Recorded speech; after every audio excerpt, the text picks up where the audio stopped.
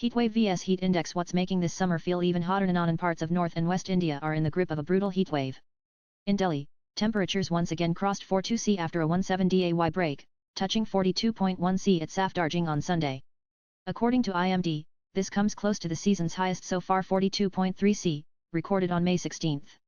The department forecasts that maximum temperatures could rise further to 4445°C over the next few days, with yellow alerts issued for heatwave conditions at isolated places on Monday and Tuesday.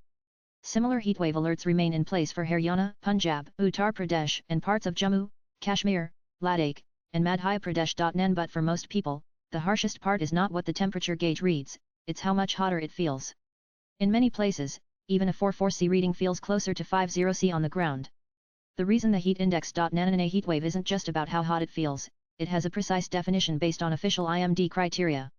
In the plains, the India Meteorological Department IMD declares a heatwave when the maximum temperature reaches 40°C or more, and is 4.5°C to 6.4°C above the long-term normal for that location and time of year, or when the maximum temperature touches 45°C or above, irrespective of departure from normal. Nanan if the departure from normal is more than 6.4°C, or if the temperature touches 47°C or higher, it is classified as a severe heatwave. Nan these thresholds are based on climatological norms, meaning what's considered normal for that location based on long-term historical averages.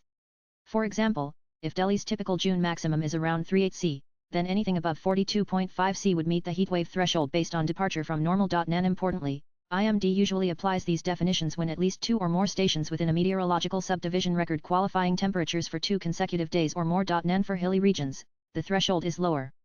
Heatwave conditions are declared if maximum temperatures cross 30°C and meet similar departure criteria. In coastal areas, the baseline threshold is 37°C. Nan finally, these definitions are based purely on actual air temperature, not accounting for humidity or the heat index, which explains why people often feel much hotter than what the thermometer shows. Nan the heat index, sometimes called the real field temperature, takes into account both nannies. When humidity rises, sweat doesn't evaporate as efficiently, which means the body's natural cooling system struggles.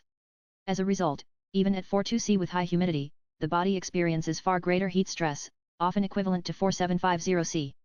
This feels-like measure reflects the true physical strain on the human body. Nan unlike dry heat, humid heat overwhelms the body's cooling mechanisms much faster.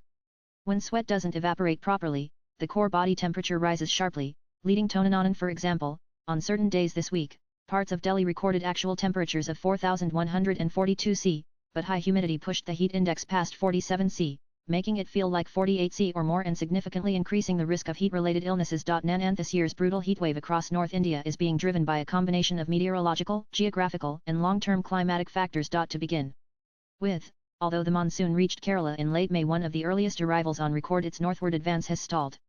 According to the India Meteorological Department IMD, the monsoon's progress has paused over Maharashtra and Chhattisgarh, delaying rains for North and Northwest India and leaving large parts exposed to prolonged dry, hot spells.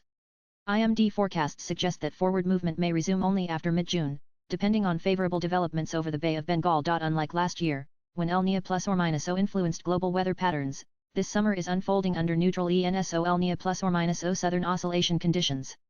While ENSO neutral conditions don't directly fuel heat waves, other localized atmospheric patterns including persistent high-pressure zones and weaker than usual western disturbances are allowing extreme heat to dominate large parts of northern India. At the same time, rapid urbanization is amplifying the heat.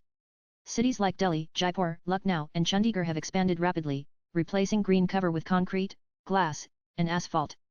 This has created pronounced urban heat island effects, trapping heat during the day and releasing it slowly at night, making nights unusually warm and preventing any meaningful cooling.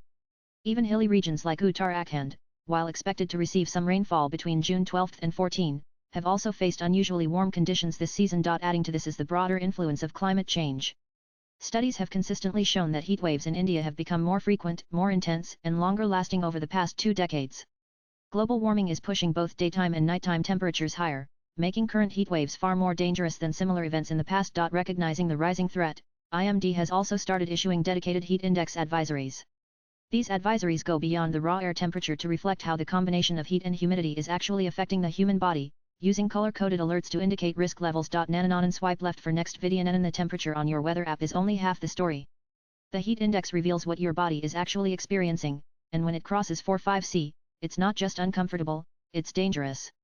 In this prolonged heat wave, understanding the difference could help prevent serious health complications. Latest blogs.